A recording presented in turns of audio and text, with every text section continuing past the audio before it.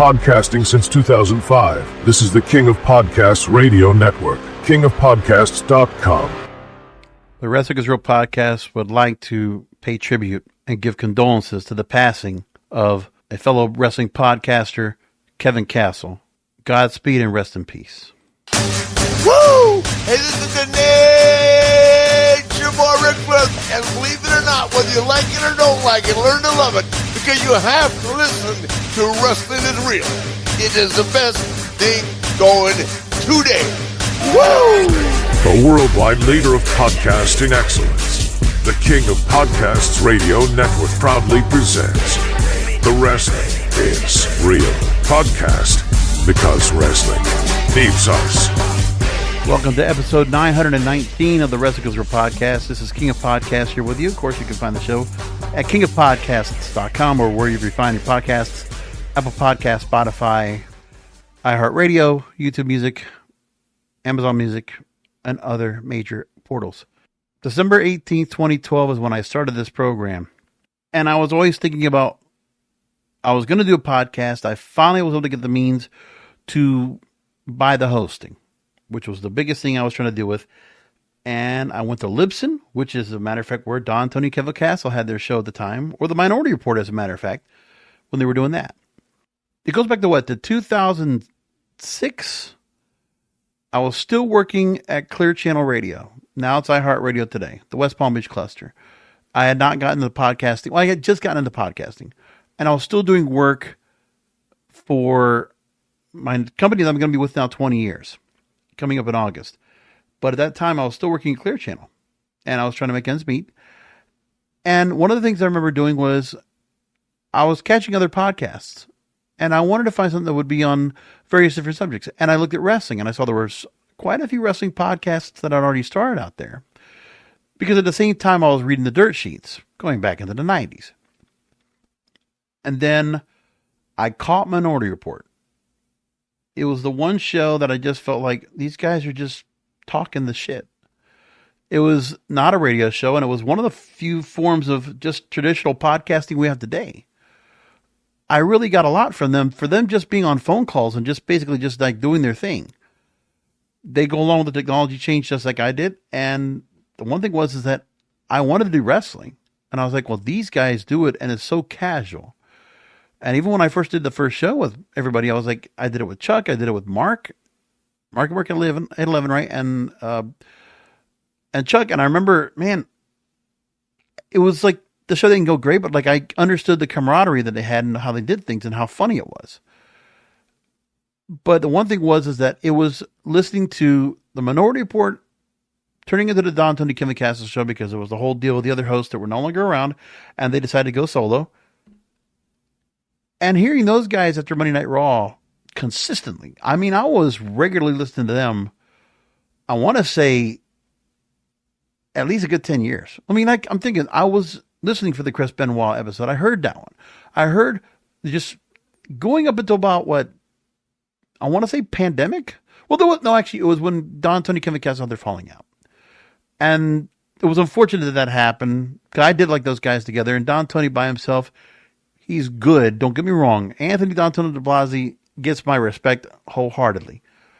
But there was one thing about, and I think he probably would say it himself, is that there's something about the dynamic between him and Kevin Castle, because those two guys grew up from the same kind of cloth, right? New York City, big on baseball, big on football, big on just everything. It just had a whole, like, they were on the same wavelength. And I could appreciate what they were all talking about. And I was just a little bit younger than them. I'm just about to turn 50 coming up. But the thing was is that when I listened to them, they just were having fun. It's one of those wrestling podcasts I just really enjoyed. And as for Kevin Castle, man, I always felt it fit well, him and Don Tony together. That show primarily, and I listened to other shows, but that show right there, that's what made me want to go and do this wrestling podcast. Of the first podcast I decided to go and do, it was a wrestling show. Because one of the things was, they were able to go, now I could never go ahead and go back into nostalgia like Don and Kev can. I can't do it. The gay are so wired in, especially to WWF, the WWE and all the talk they would have on the shows in New York they would go to, Madison Square Garden or all these other venues they had back in the day, right? Whether it was Nassau Coliseum and like all these other things. And I was just fascinated by it because I wasn't that hardcore of a fan. I didn't know about all these other managers and all this stuff. Like I would watch after the fact. But like all the stuff from the 70s, San Martino, Bob Backlund, all that, they knew it. It's like chapter and verse, they knew all this stuff. So I appreciated the nostalgia and I appreciated the commentary that they had. And listen, as we all agree to disagree in this form of wrestling in the community today, my first foray into the internet wrestling community was them. Like it was really their podcast that made me feel like I was looking forward to 11:15. And I wanted to hear them on Monday nights. So even now, I have to find one show to listen to on Monday nights. And there's been a couple of shows I've caught on because of Don, Tony, Kevin Castle, and that whole community they're in, right? Because there is a certain group of people that are all in that podcast wrestling community. I'm not in there. I'm on the outside. But I appreciate and respect all of them anyway. Even with some of them that I really disagree with. Okay? And that's okay. But through Wrestling Soup, I learned about JD from New York 206. From Wrestling Soup, I learned about Solo Monster. And I mean, I remember I was listening to so many different wrestling podcasts anyway. Smart Wrestling Fan, Pain Clinic, Between the Ropes. God, there was a lot of them. But they all kind of like came and went. But Don, Tony, Kevin Castle stuck around. And even after the falling out, came back again. And I'll admit, I haven't caught their show in a while because they went to Discord. So I lost the whole thing of the stream. And I used to love the stream because they always had links to, if you went into the stream, whatever time of the time for pay-per-views, you would find somebody would drop a link in there in the chat. And I'm like, all right, perfect. I don't have to go and pay. That was it, right? After the black box, the cable boxes. So I think of the good right there of wrestling podcasts and the wrestling community. And one of the things that's also cool to me is that Kevin Castle, of any of the people that are in the wrestling community at all, he's somebody that followed me on Twitter, on X. He didn't have to do that. I'm just some schmo down in here in South Florida. But I think there was a couple times where we talked and even though we disagree on things, but there were a couple times he would make some comment, whatever, I'd follow back up, or he might actually even respond to something I even wrote. We were not close friends, nothing like that at all.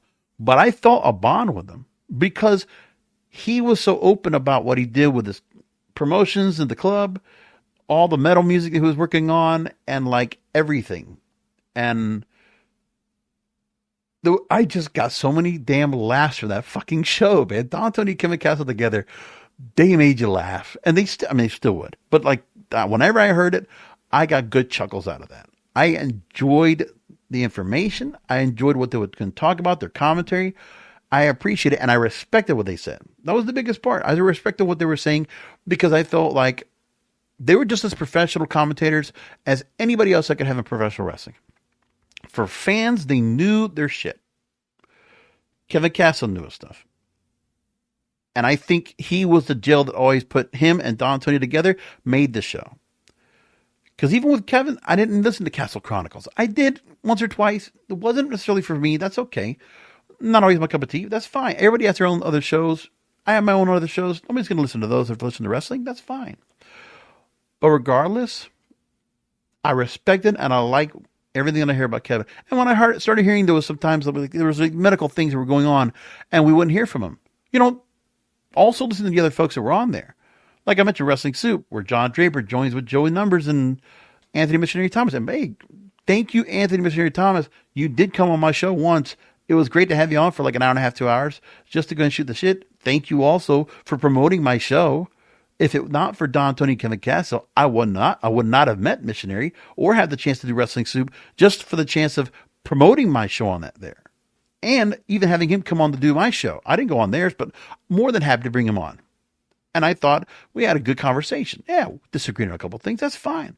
But even then, it was nice to have on people that had a differing opinion, but had also an educated opinion. Like, that's the other part, too. I appreciate all that. Kevin Castle represents the embodiment of the best of the internet wrestling community. He does. Charitable. All the stuff he did with fostered, for like stray cats, whatever, and fostering them and all that and finding new homes. That's amazing, man. And it's his own thing, right? Because for him, it was like he does his own thing, and it's like it was never anything for, you know, some kind of attention or kind of ingratiating. No, nothing. He just does his thing. And, you know, it was fun. He's gone now. 56 years old. Way too young. I was hoping we would have many more years of him coming out with commentary, because he was just cool like that. I mean, one thing I did was I was following him on Twitter, and I'd go ahead and get his musings on there. He was great. One thing he put on there recently, and the one thing I always kept following with him about towards the end now, that guy is the biggest fan of Karrion Kross, man. And I'm like, yeah, I agree with him. Karrion Kross, God, they have done him wrong. As I said, Killer Kross, put him in MLW and TNA. He was great. I loved his work in there. For whatever reason now, it's not happening here. And the WWE have not figured out the right thing with him. Now they got this like kind of diabolical, like, you know, devil's advocate kind of character. It's like, okay, that's there, but man, I want something more out of him. But the one thing is that Kevin Castle put out a post, and Dark Temptress, who obviously they knew each other well. And I think, didn't she host a show with him? Is that the one that she hosted Castle Chronicles with? So he writes March 25th, in tragedy comes the beauty of true friendship, in parentheses, brotherhood and family. As Karrion Kross said, when someone you care about is in need, you help them in any way you can. These are real life situations and emotions we can all relate to. We have more in common than just the love of pro wrestling. You know, it's like you could take some of that right there. We have more in common than just the love of pro wrestling. I put that on his tombstone, man. Please. He gets it, man. He got it. An OG wrestling podcaster. One of my favorites. We need more Kevin Castles out there in the wrestling community. It's no doubt about it. I don't think the guy ever tried to ruffle any feathers. I think he was just, he stuck to his own, had his own mindset, just he ran on his own pace, man. That was it. It was just like, and I appreciated the way he was. That he was individual, he was unique, he was himself. And I've seen a lot of praise going on in the IWC for him, and I feel the same way. And for some of the people that, you know, could be very toxic and vitriolic and just like really get onto things. Some of the things that were being talked about, you know, I mean, JD from NY, right? He goes on his show with a little bit of a prelude to his Monday Night Raw recap this week.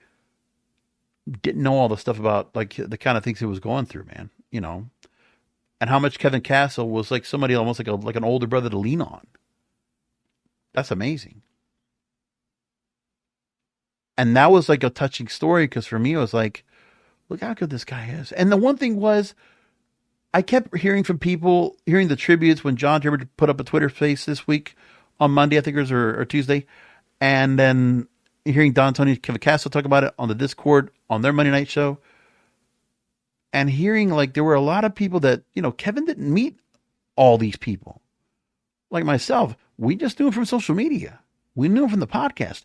But this was like interaction. Like you knew the guy was real, and you got real interaction from him. You got somebody that was just like, it was genuine. He was unique. I just want to think of good for him, man. And just say, like I said, we need more people like Kevin Castle out there. And I hope there are some people out there that will take his baton and run with that and just say, you know what? He was a good guy. Good soul. He had tremendous values from what we know. It's unfortunate that whatever happened, that he wasn't able to get what he needed, that maybe could have helped give him a few more years, or, you know, just give him a longer time around here, because the outpouring of love and support for him is tremendous. So I thank him in part for giving me the opportunity to do a show like I want to do right now. For me, give me the motivation to do this show some 11 and a half years later, right? Excuse me. 12 and a half years later, and 900 plus episodes. And I still love doing it today. And because of the fact they're still doing it too, tells me I want to keep doing this, right? It's like, I love it. I don't want to go on and ramble on like everybody else has done. I just wanted to put in my part. I wanted to say it. And so, again, to all those in the wrestling community and those that we all know publicly that were attached and knew Kevin Cass and were probably closest to him in some way, shape, or form when it comes to the podcasters that are together in that group, right? From JD to Solomonster to Wrestling Soup to DTKC to TV Tracks to all those people. You know, I know you guys are going through a lot of pain. I want to give my thoughts, prayers, and respects to all of you, to Kevin Castle's family. And I just want you to know, man, that his spirit will live on with all of us. And I hope we continue to go and move forward, and we can live up as a wrestling community to a level of respect and camaraderie and brotherhood and friendship and respect in the same way he did. Because he was a beacon of that. He was a beacon. We all need to be more like him. And more importantly, everybody, please, if you have loved ones, you have friends, take care of yourselves. Look after each other. Time is too short. Now, I believe there's more time after this life, but the time we have here is borrowed time. Appreciate it, love it, do the most with what you can. So, I want to leave that there like that. So tonight, Triple H and Nick Khan spoke about WrestleMania at the National Association of Broadcasters show, the NAB show in Las Vegas, which is, only less than 2 weeks before WrestleMania coming up. And we have a number of things we could take from them as what they talked about. So, first of all, I want to just take a couple of clips that were being put out there from Triple H and Nick Khan speaking at the NAB. Let's go and talk about that. Let's go and play real quick. Is evergreen. We are way more akin almost to the Rocky movie than we are to boxing as a sport, because you will go back and watch the Rocky movie 100 times because of the storytelling and the performances and the moments within that. Whereas a regular sport, unless it's something really spectacle or you're just a massive boxing fan or whatever, you might go back and rewatch something, but very rare. So that's what Triple H said today in Las Vegas at the NAB show. And the thing was that he brings up the point and says, well, product being evergreen and that families come together to watch it. And there's a generational appeal, and there was an idea that people will still watch it like if they do a Rocky movie. But we're not getting the Rocky stories there at Triple H. Paul, we're not getting those. We're not. I don't know what we're missing from that. But the thing is that they have a feeling of that they are still telling stories right now. They're giving stories that people are going to really be compelled by. And I'm trying to figure out the fact that the mindset of who they're trying to direct themselves to and the stories they're telling, they're not telling the stories that we're accustomed to as wrestling fans here in America, or North America for that matter. It's not. Other wrestling companies are doing that. But that level of storytelling that we've been accustomed to, that kind of that soap opera feel to it, we're not getting that now. WrestleMania has not given us any of that at all this year. Which gives us a WrestleMania coming up that I don't know what to think about it. Like, if we're going to just go and base ourselves on what the matches are with no heat, I mean, there's some heat here and there, but like the way they build up heat, I don't necessarily agree with either. Now, that's another thing we can also agree to disagree. Okay, they've had heat built up for certain storylines. They decided to go with certain stories to tell certain storylines. Fine. And they are more than entitled to do that. But I can also say at the same time, I don't like them. I don't like CM Punk and Seth Rollins and Roman Reigns jumbling together two storylines you could have easily done. Of course, the timing doesn't work well, but that's okay. But we didn't need a triple threat match with no stipulation at all. Now we have Paul Heyman as a conduit. Okay, a favor now. That's like the new necklace that CM Punk and Drew McIntyre fought over, remember? Now we have favors.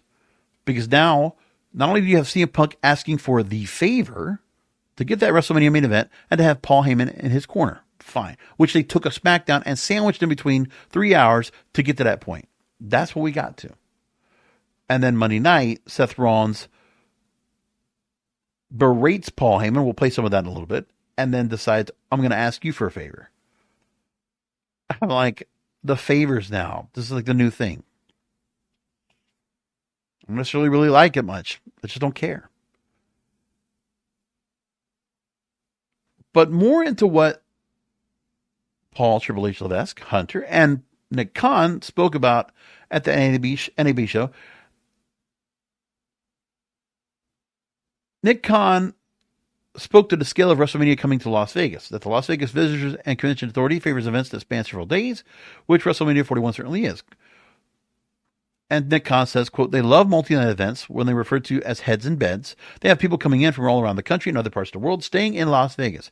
Well, Nick Khan doing this show here at Allegiant Stadium, the Raiders Stadium in Las Vegas, that's a no-brainer. Nick Khan's done a lot of work in promoting events in Las Vegas because of his work through CAA. Excuse me, that's what it was. And being a part of all the different boxing and UFC events that would go on a regular basis. So a presentation was made. And Nick Khan talked about that the opening of WrestleMania is going to be about Las Vegas. Wait till you see this thing is incredible. And they highlighted the efforts in both broadcasting and streaming. So Raw making their debut to Netflix in January, but making the point that the product could be reached by 700 million people. But we know that the numbers for Netflix have not been going that high. You know, according to what their data they've given us so far, has not been too much to really brag about. And by the way, those ratings we don't even hear about anymore, right? I haven't heard anybody talk about anything about those ratings. Initially, 5 million viewers the first time, then it drops again. Man, we don't hear anything about it anymore anyway. Nobody's talking about ratings now. It's like a non-factor. Then NXT going on the CW network, and Khan saying that the partnership has led to a near doubling in ratings since its October start. Okay. Where? The ratings are the same. 600 to 800,000 viewers on a regular basis for that show. That's all I see, right? Am I missing something here? I mean, I can go back and look for the the ratings here and see if I'm wrong, but I don't remember there being that much. Do you? I mean, I'm going to have to go and look, but I don't remember it being like that. If I go to WrestleNomics right now, look at their TV ratings at the moment. And I look at what they have available for all the programming that's out there.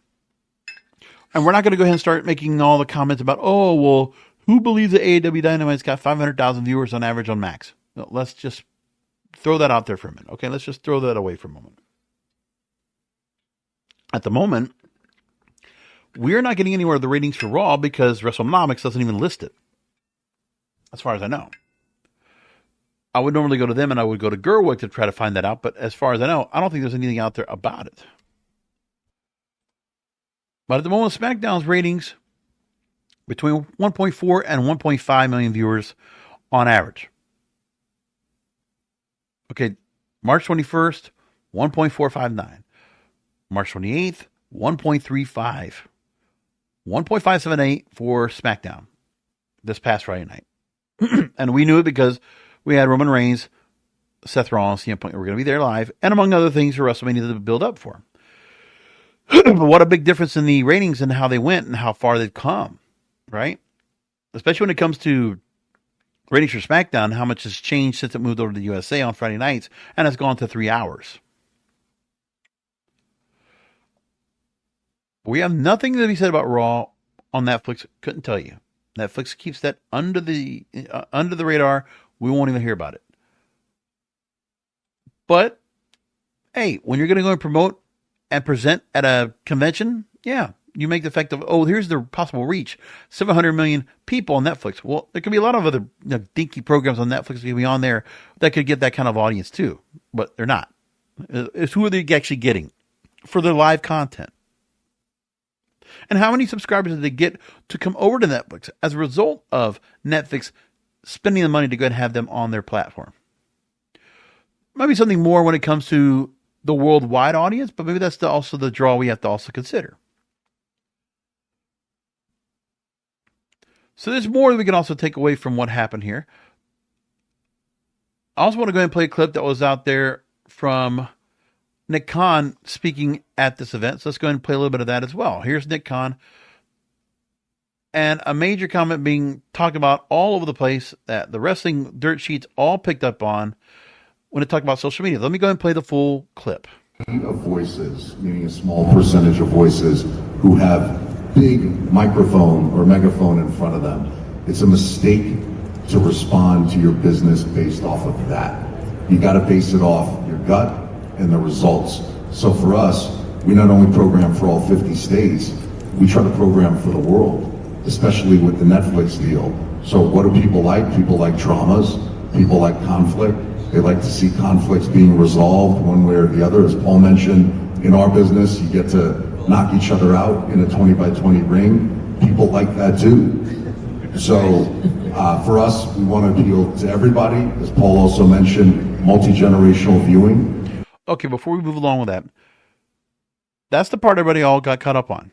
That Nick Khan is making the point that WWE does not cater to social media reactions, and it's a mistake to respond to that.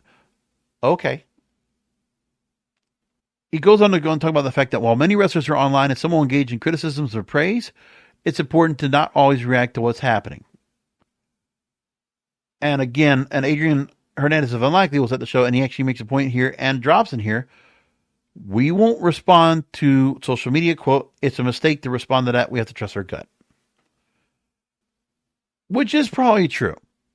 Because what they're really doing is they are trusting their gut. Hunter and the team there, Creative Elite, they are going with what they want to go with.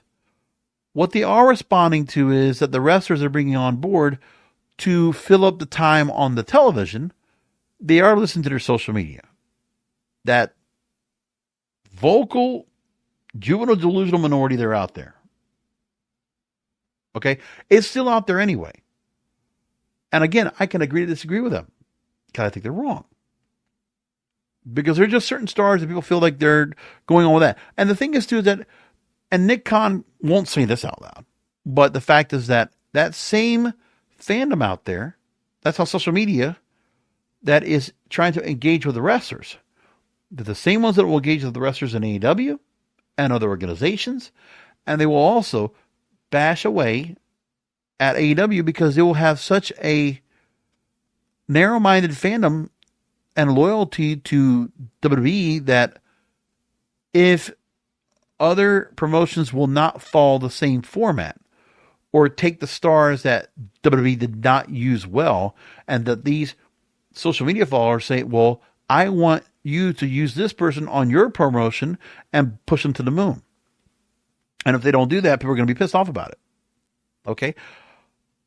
But again, all those other promotions, they're also going to trust their gut. So at the same time Tony Khan says this, imagine if it was Tony Khan, that it was Tony Khan said it and not Nick Khan. We won't respond to social media. It's a mistake to respond to that. We have to trust our gut. If Tony Khan said, if Tony Khan said that, everybody would go and blast him right now. He's kind of said that already after pay-per-views and other interviews he's done out there. Fine. But the thing is that social media is a small microcosm of the entire fan base. And Triple H added they get to see reactions every night at shows. Let's go more into what's being said by Nick Khan and Triple H at the NAB earlier today. 50% of the people, almost 50% of the people who attend our live events come with a child. That's important to us. Yeah. Number one, it's family-friendly viewing. Number two, that's our next generation of viewer. So I would assume, as you guys graciously give us a lot of head nods in this Q&A, that a lot of you are wrestling fans. I would assume it started for most of you when you were young. And you stayed with it, and maybe you checked out for a couple of years as a teenager because other things became of interest to you, and then you checked back in. Yeah. We want to be there with people for, it's exactly right, correct? Yeah. We want to be there with people for their lifetimes, and we think, we've done a decent job of doing that. I mean, if you want to say that, listen, you have the money coming in for you to have a future. Okay. The company's making hand over foot, over $1 billion a year, just on the broadcast deals themselves. But then as part of, if you look at the creative side, personally, I don't see the upside of where he has a future now for the rest of this company, because what Triple H and the team are doing for the television side, they're not giving us that. Now, maybe they can go on and move on with the other shows they're doing right now, the way this house show loop goes, and with some of these stars they have on here that really don't have much of a juice of any kind of, moving up the ladder, up the ceiling to become the main event or become the marquee attractions that will draw people in. I don't know if Braun Breaker or Tiffany Stratton or, DIY or Pretty Deadly and all these other people that keep from NXT, or even the NXT stars that are still sitting down there waiting to be pushed up, whether it's a Trick Williams, Roxanne Perez, Jetta Parker, I don't know, Stephanie Vaquer, Julia, like all these other stars they have. You're going to tell me that right now, the kind of money you're commanding at WrestleMania this year, you're going to be able to command that kind of money equally or more in the future? Probably not. Pretty sure you can't. But he's telling these people here at this convention, we got a future all set up and lined up. But I don't see it. I'm still waiting to find out what you're doing right now. What is this? The creative side doesn't give me a future. And I always talk about the future, being proactive. But they're not going to do that. Family-friendly viewing. Okay, you think that the crowd is getting all into some of the chants and some of the things they're doing? I mean, we know that the audience out there for television is much older. And you could say, it's some of the younger fans. Yeah, it's these older fans that are out there that have been around since Attitude Era, or even earlier than that. Now they're taking their kids. So it's that audience. It's not a new audience of kids all over the place. It's not like mainstream kids all of a sudden they want to drop watching, doing Minecraft or doing something else, and they're all of a sudden going on the wrestling. I don't think we're getting that kind of adoption. We're just getting the same wrestling fans training their kids to follow along and enjoy the same things they did when they were a kid. That's part of what they're doing. So that's the audience you got. But they also focus more on the worldwide audience as well, because obviously North America is not the most important part of this whole aspect here. And Nick Khan will make the point about it's the worldwide audience he cares more about. Anyway, let's play a little more. I'll play the rest of this clip real quick, another minute. Let's go and go through it.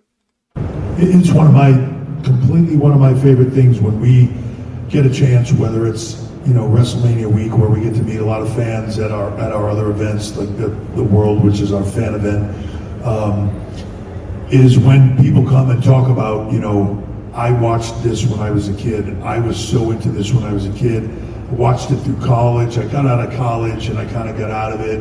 And all of a sudden my kids are, 6, 7, 8 years old, and they've just discovered WWE. And I've gotten back into it, and it's the greatest thing ever. Like, now they get to share that with their kids, watch it with them. It's something that, bonds them together.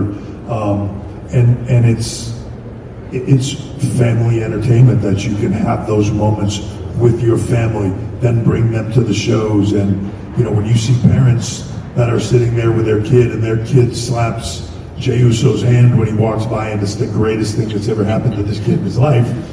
He didn't want to wash his hand for a week, whatever it is. Those are the moments that you can really, really, really appreciate what we do and how it impacts people and their families and their everyday lives. It's the best part of what we do. Okay. But a lot of what they're talking about right now is the fan experience. The fans are actually spending money. Because TKO Group Holdings and WWE right now in the corporate sense, they only care about the people that are spending money on them. But for those watching on Netflix, it doesn't matter. That's just part of the package. Like for them, it matters what Netflix is sending to them, right? Netflix, the checks are already cashed. Vince Russo already says. Netflix, the checks are already cashed. It doesn't matter what they give Netflix. They already got their money. USA, they already got their money. CW, they already got their money. But when it comes to the fans, that's where the extra income is coming from. They need to keep finding a way to keep the fans to keep coming to the arenas. And then here's the thing that's got to be mentioned too. For whatever reason, there's a fan base now that's happy to go and spend more than $2,000 plus for a WrestleMania weekend to go to all the events that are going to go on over there. The way they have their setup right now, where they might be doing house shows here and there in North America, in the USA, But look at the kind of crowds they can get everywhere else. Because they know by doing those European tours, they're going to doing pay-per-views in other locations outside of the U.S., the kind of money they can make on those fans. They'll take those pay-per-views out there and the value they get with those, and they'll take them overseas because they can make money on those fans. They only care about getting the money from the fans. So the neglect on the television, that now makes sense now that I hear both of these guys here at this convention. It tells me a lot about their modus operandi. They care about the fans only, that are the paying customers. They don't want to consider, who are buying merchandise for Fanatics. They don't care about that because they don't get the full price on that. Fanatics gets a cut of it. Plus, Fanatics has their whole deal with the shipping and handling and all this other bullshit they do. Let's just get that point across as well. But the thing is here is that WWE is only going to go after who's going to actually give them the money direct, and it's going to be theirs. And they don't have to give a cut to anybody else. So when they're going to the arenas and they can get 100% of the merchandise, they're going to care about them. They're going to care about those fans paying tickets to go to the shows, to buy the merch, to have the experience, and keep coming back. And there's the same thing in other venues where they can do that. How long is that going to last? How much of a future do you have to do that right now? Because when those arenas start dwindling down, they can't fill out those arenas like they did before. They're not selling them out, which is going to happen. They're going to have they're going to have a downswing. Every wrestling promotion does. What are you going to do then? You got to find a way to be creative and find a way back. Look, AEW just went through that. The struggle with Saturday Night Collision. Okay, they're not pulling the crowds anymore. The half crowds. WCW went through that. And WCW, they kept doing these big venues and kept booking the same places. And all those half venues were looking bad, especially for Thunder. Because Nitro wasn't so bad. But Thunder was horrible. Because you would see the crowds and what they couldn't pull. So Collision right now is AEW's version of WCW Thunder.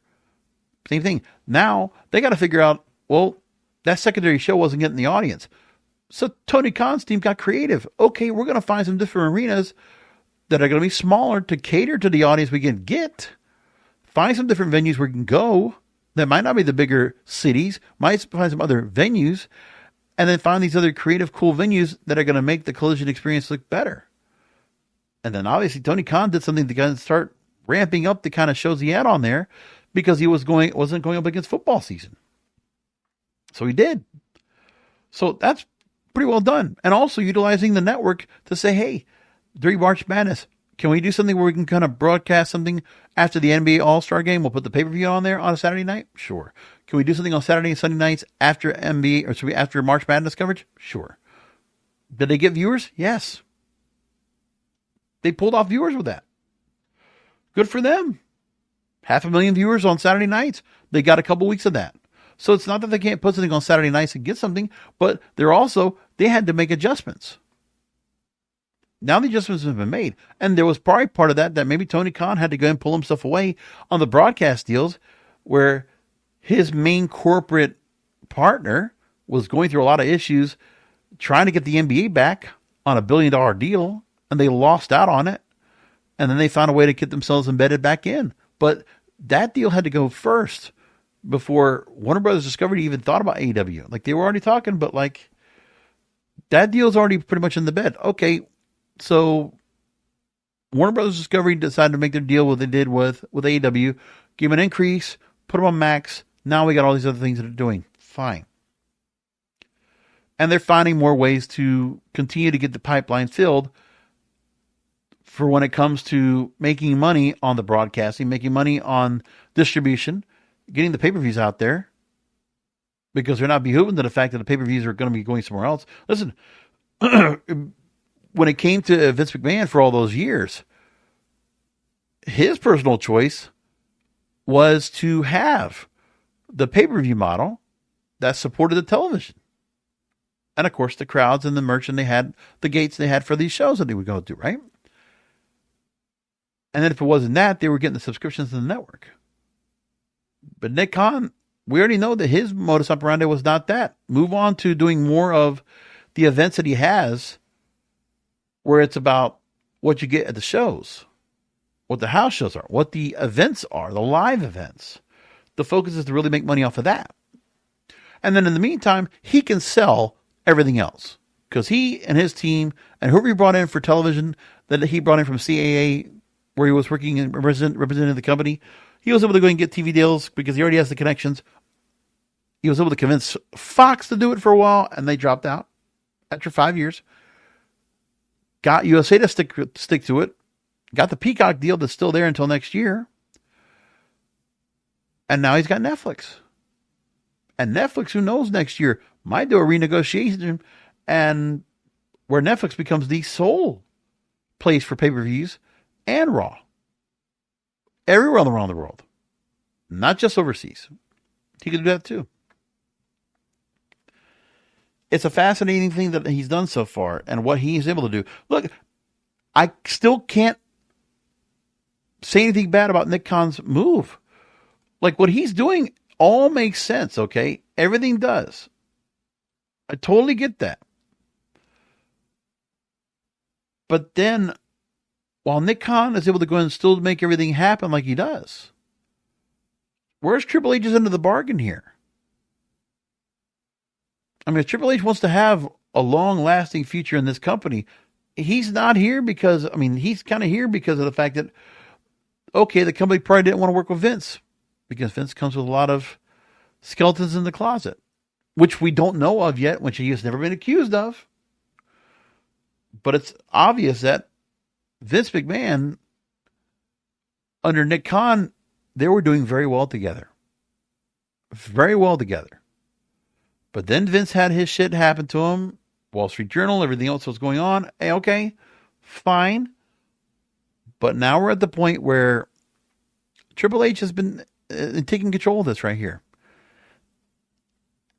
And the drop-off of interest that we had coming out of last year's WrestleMania, Philadelphia, this show for Vegas, I don't know if the hype is the same. Well, you know, they'll get their 50,000 folks that they already have planned for Vegas for both nights. But the feeling of what this show is going to be coming up and thinking it's going to be any better, I don't know. I'm not sure. By the way, I want to give credit to Barrett Media that did the coverage and was able to pull that clip right there at the NAB show of Nick Khan and Triple H speaking. So I want to appreciate that. And Air Gold on Twitter was the one I saw the clips coming from, which is great. A few other things I want to bring up that were not in that clip that I want to talk about that came out of the NAB presentation. They talked about the appeal of WWE and innovating their media platforms and their partnerships, the global appeal, and their partnership with Netflix. So Levesque makes a point, quote, "This is the first time that it's ever been simplified in a way that globally the world over, there's one place, you know where it is, you know when it's on, you can just go and click on it and get there. Whereas before it was multiple partners all over the place, depending on where you were, depending on when it was on, at what time, everything else under the sun." Khan averred that WWE receives ratings and viewership data from Netflix in real time, and the company had not done televised events ahead of WrestleMania from international locales. Because, as we said, the European shows never were normally done before WrestleMania. They were after. So doing Raw and SmackDown from Bologna, London, Barcelona, reflecting on the enterprise, he recognized how there were significant turnouts from the fan base and widespread triumphs by the brand. Tony Khan says, "You just can't pipe out American content globally and expect that it's going to resonate. You have to be boots on the ground, and that's what Paul, the creative team, our superstars, and everyone else across that was. By the way, it was not easy. It had to be done. It's a massive success for us in terms of live game merchandise and perhaps most importantly, viewership. So it's already working. I look for more of that from us moving forward." Of course, they don't tell you the numbers on Netflix, but if they're saying that, I don't know. But this deal's still so early, and Netflix is not feeling like they're getting squelched on the deal because they're probably getting quite a bit of viewership from overseas, and the worldwide viewership might be quite impressive, but I don't know. Triple H also talks about the global resonance of WWE and believes that streaming can amplify the endeavor to cultivate more stars and have them appeal to the audience. So that when he's going to more of a global audience, obviously he knows that's what he wants, because look at what he has on how he uses LWO to Io Sky to Asuka to, Gunther, to all the different areas of wrestlers that they bring on. Quote, when you're putting them in clip form or on these things, you're not giving away what we do. They're like trailers, and while people consume a lot of content on that manner, we're actually driving them back to the longer form content as well that they're already familiar with. So when you see that clip, that's of a moment that you think, man, I have to go back and watch that whole thing. It's a wonderful back and forth. You can go there and relive those moments at any point in time. I don't know, man. The social media is not resonating to the live audience. The numbers that we can see are showing that. Pretty clear. We already heard from Triple H saying this is an evergreen product. They talk about the creative team using a different variety of writers from different disciplines to cater to different parts of the product, creating a show that ultimately appeals to the audience by placing performers and characters in situations to optimize overall success. Well, let's kind of test that theory here, Hunter. They want to say, okay, that they're appealing to the audience by placing performers and characters in situations to optimize overall success. But the storylines have to matter too, okay? Let's go into a couple of things we have here. First of all, we can go ahead and take away from, let's go with Gunther confronting Jey Uso prior to their match at WrestleMania. And this is where Jey Uso confronts Gunther after he saw Jimmy Uso get pummeled and bloodied by Gunther. So let's go into that. Take that part. Really handcuffed to a rope with the hands of Gunther and was forced to watch. So here's Jey Uso. Let's go ahead and listen to his promo with Gunther. By the way, why he's not just attacking Gunther after what happened, I don't understand that part. Now, the other part is the crowd just wants to go and just cheer on. The seriousness of the promo gets taken away from this. So Jey Uso, all he's doing right now is just standing there solemn. Like he's like coming out of a funeral, takes his sunglasses off, and now he's going to go and talk to Gunther. Not pummel him to a crisp, but talk to him. Tell me if you like this promo or not. I don't. So the crowd's trying to motivate him. And the direction they decided to go with this, I don't know. Here it is.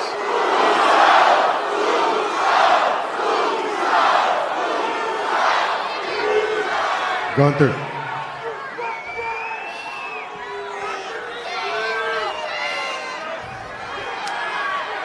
You have a mother. You got a mom.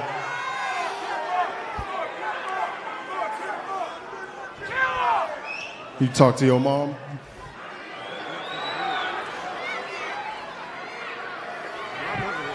What do y'all talk about? Family stuff? She asks you like, how's the wife, how's her grandson doing? Walk the dog? Did you guys cook dinner? What did you eat? You know what I'm saying, Oos? Regular family stuff. And the crowd wants to go yeet because they're just clapping seals, just can't help themselves. They don't know what they're doing over here, either which way. And then Jey Uso goes on and starts building more to it. And we get to Jey Uso starting to go ahead and get a little more aggressive and starts verbally going after Gunther, which is a little more like what we're expecting him to do. You had me, man. You had the drop on me. You was 3 steps ahead of me. You playing chess. I'm playing checkers. You had me. But it wasn't enough for you. You had to go get my family involved. And you know how I feel about my family. They do. Especially Jimmy.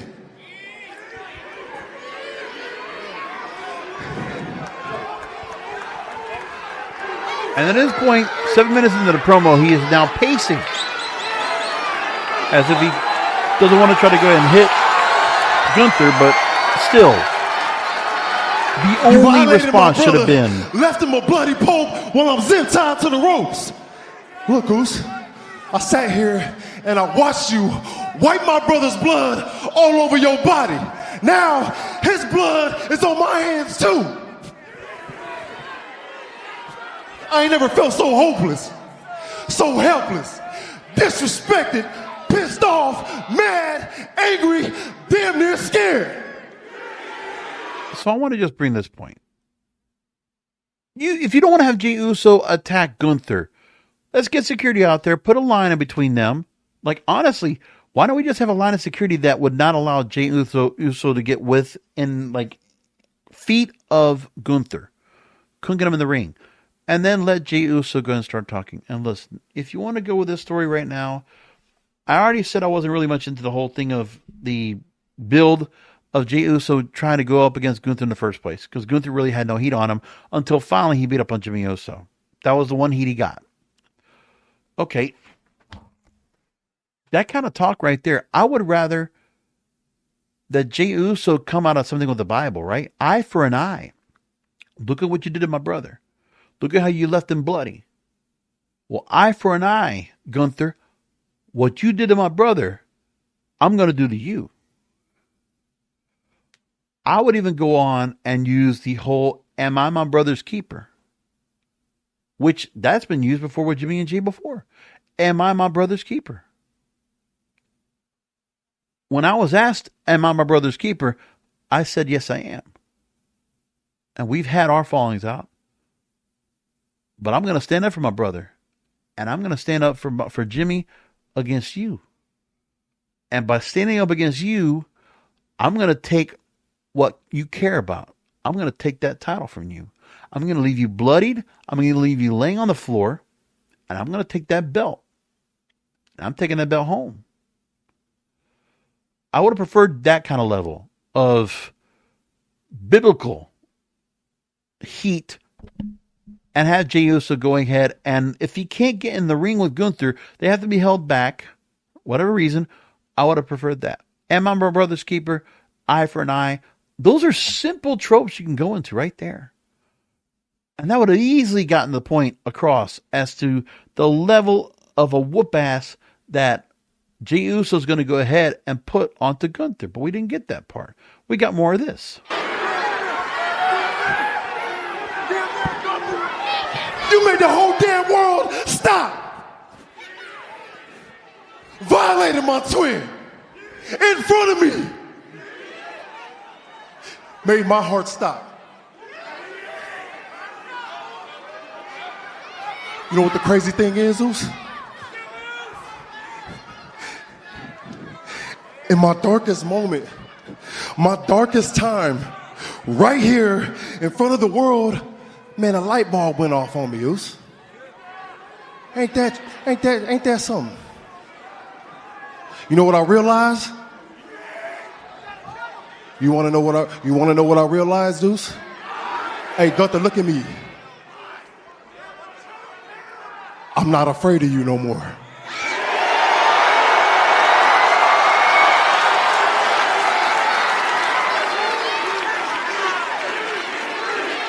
See, this is the part I don't care. Listen, much like John Cena's heel turn, Jey Uso delivered a good promo. The material, I didn't like it. The way the character's being portrayed right here in this doesn't work for me either. If it was my brother that got in that situation, I would have to go ahead and defend the honor. I'm not going to go talk to this guy. But if you can't go and talk, if you can't get in front of him and push, that would have been something that would have been more of it, right? I would have appreciated that more, but they didn't get to do that. Now, Gunther talked with Ariel Helwani about the storyline and the 10-week build that they had. And Gunther tries to do his best ambassadorially to talk to Ariel Helwani about the build of this. So let's go ahead and take what Gunther says to Ariel Helwani on the Ariel Helwani show. This is WrestleMania season, as they say, right? Yes. And so it's a very busy time, I would imagine, and it's all culminating to your version of the Super Bowl. It all comes. And when I ask if you're happy, it's on multiple fronts. Happy with what you're doing, but also what you are doing on television, what you are doing with Jey Uso. Are you happy with the program, the rivalry that you have? I am, yes. I think especially the last 2 weeks were very important, and that's, yeah. Why did you hesitate there for a moment? What do you mean? When you said, I feel like you hesitated for a minute when you said that you're happy. No, I am happy, but it was a challenge because it was like 10-week build. Yeah. And to really find something that like excites you for 10 weeks in a row is hard, and especially with all the other stuff going on. Thank you, Gunther. You said the quiet part out loud. Yeah, the last 2 weeks, I think we got it on route where it's supposed to be. Yes, because now we finally got some heat on you. And I bet you're going to have to drop this belt. Listen, do you think Gunther feels happy right now? He's going to probably lose that belt at WrestleMania. I will keep saying this over and over. Predictions already locked in. Jey Uso's winning that title. And Gunther for the second WrestleMania is going to drop a belt. You think that guy's going to be happy about that? What does Triple H say to Gunther right there after all the build he's had? We gave you that 660 plus run, and then you drop the IC belt at WrestleMania to Sami Zayn. And then you have to drop the belt to Jey Uso, the World Heavyweight title, after a year run. Come on. I forget where he lost the NXT title and the UK title and where that all came from. But I'm just saying, he has his title runs and then he drops, and it's like, why are you doing it at WrestleMania for? It's one of those things where like, man, what are you doing here? You know? It sucks for him because it's like, okay, they do this all the time, and it's like, WrestleMania, you're going to do it to him again. But anyway, that's what they decided they're going to do. So Gunther saying it out loud, and Ariel Helwani had to go and stop in there. Hey, he noticed, 2 weeks, last 2 weeks. Yeah, that's exactly what it was. It was the point. Exactly what it was. The other clip I got to play leading up to. Now, look, I'll quickly, before I go to the Seth Rollins, Paul Heyman stuff, to wrap things up, I want to just talk about what's going on with the actual show and what we have scheduled for WrestleMania so far. Besides Roman Reigns, CM Punk, Seth Rollins, we're going to talk about that in a moment.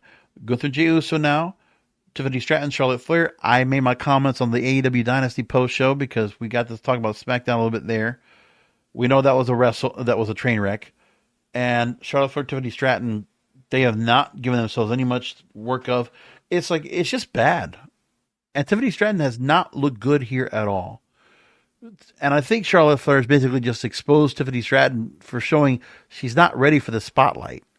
She might have won Money in the Bank and got the title, but she has not had anything done for her favor to make her ready for a Charlotte Flair. Nothing's happened. Nothing's happened.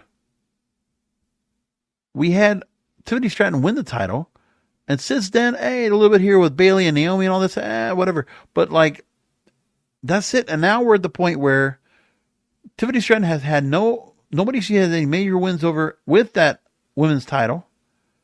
And now she's got to take on Charlotte Flair, which is a major opponent for her. And again, somebody has been around and done this title thing a long time. And who knows? Charlotte Flair could very well win that title coming up at WrestleMania. We don't know.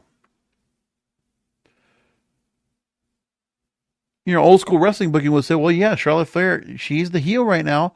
The heel should win the belt. And the heel should, and then you have a Tiffany Stratton or anybody else. People are just chasing after the belt. Same way where John Cena, I would think, would win over Cody Rhodes because you need the heel to be winning. We have too many faces that are winning titles right now. Jey Uso is going to be the face winning a title coming up.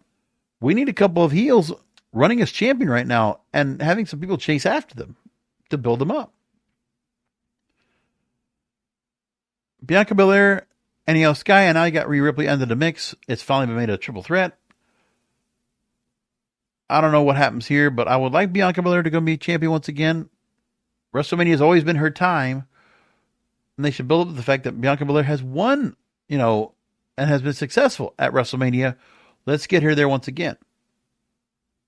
And make it where WrestleMania has her moment one more time. But I don't know if they're going to do that or not. But then again, Rhea Ripley could also be the one to get the belt back here.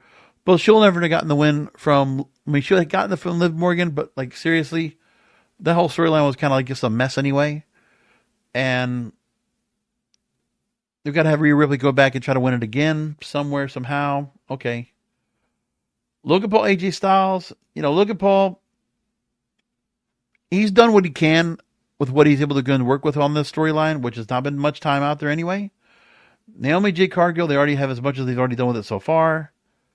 Jacob Fatu, LA Knight. Listen, just give Fatu the belt. Can we just get Jacob Fatu just to win in quick fashion? Take out LA Knight in about 5 minutes. Fatu should win this. We shouldn't have to go longer than 5 minutes for the U.S. title match. Just get it done. Fatu wins. Out. And then Solo and Jacob Fatu can have their own little falling out, whatever they're going to have anyway. Intercontinental title now. We have a 4-way with Braun Breaker, Dominic Mysterio, Finn Balor, and Penta. And Penta's just lost in the mix now. I don't know if Penta wins here. But Penta's in the mix here. I'm going to tell you, I think Dominic Mysterio becomes Intercontinental Champion. Just telling you. I can see that happening too. So, if it was me, IC title, you give it to Dom. Fatu wins the U.S. title. I'll take Jade Cargill over Naomi. I'm going to guess that Logan Paul beats AJ Styles. It's just the way they're going to set things up. El Grande Americano and Rey Mysterio. I don't care about this match. Of course, everybody's getting all caught up on the whole thing with Chad Gable under this new character. Fine. Doesn't matter to me. But I wouldn't be surprised if El Grande Americano wins. Probably will. Over Rey Mysterio, I would see why. But that's what they're going to decide to do. Now back to CM Punk, Seth Rollins, Roman Reigns. Roman Reigns is such an afterthought in this whole feud. And so we don't have CM Punk confronting... Well, we have Seth Rollins confronting CM Punk in a way with Paul Heyman. But that's because he was able to get CM Punk to come out. Curb stomp. So now you build up that part where CM Punk gets some heat back leading up to the triple threat. But again, I will say it already. Seth Rollins, Roman Reigns, that should be the match we have tonight. Or we have coming up in WrestleMania. We don't need CM Punk here. CM Punk could have been doing anything else. But they had to use that Survivor Series storyline, which sucked anyway. And they had to go and still build here to go and combine these two feuds together. And I hate it. And then Paul Heyman confronted about the favor. And Seth Rollins talking all about it. But Minneapolis, tonight, it's not about me, man. Tonight, it's about Paul Heyman. Paul, you're out here talking about loyalty, man. And that's the reason I wanted to come say hi, because I want to ask you the question that's been on all of our minds for the past few days. Paul Heyman, whose side are you on? It doesn't matter because there's no stipulation. There's no title. What does it matter that CM Punk or Roman Reigns are accompanied by Paul Heyman? It shouldn't matter. Paul Heyman is not leading either one of them to a Universal title, World Heavyweight title, anything. That's it. There is nothing to be about this match at all that matters about it at all. But moving forward. No, he left you in the very caring, loving hands of his family member, Solo Sikoa. And the rest of the bloodline. And did they treat you well, Paul? Were they kind to you? Were they loving? No. Paul, So he takes the bloodline, Seth Rollins here, and says, look at the decisions that you make, Paul, and that we should be worried about that. And then he does the same thing about CM Punk. Because he loved his best friend, Paul Heyman? No, it's because he knew he could use it to get a favor out of you.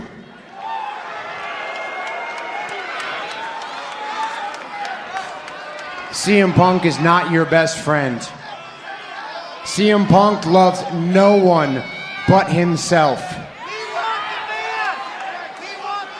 And we don't care about any of this. That's the other thing, too. We don't care about any of this. And then Seth Rollins gets a little more testy and he's able to go and goad CM Punk to come on out. Are you worth that much? So now Seth Rollins wants to try to bribe Paul Heyman, but ends up getting CM Punk out to go and do his thing. Curb stop later. Now he says he's got a favor he's going to ask Paul Heyman. Just don't care. Doesn't matter. It's like, keep doing this here, and it sucks. It just really sucks. This show coming up, man, I don't know what to think about it. But like, when I look at what they have set up for the show, it's like, I want to feel better about it. We're going to have some good matches. There's no question about that. But the underlying factor of where, are we going to get anything, storylines that are going to lead to anything after the WrestleMania? No. The WrestleMania is coming in with no real fanfare for me.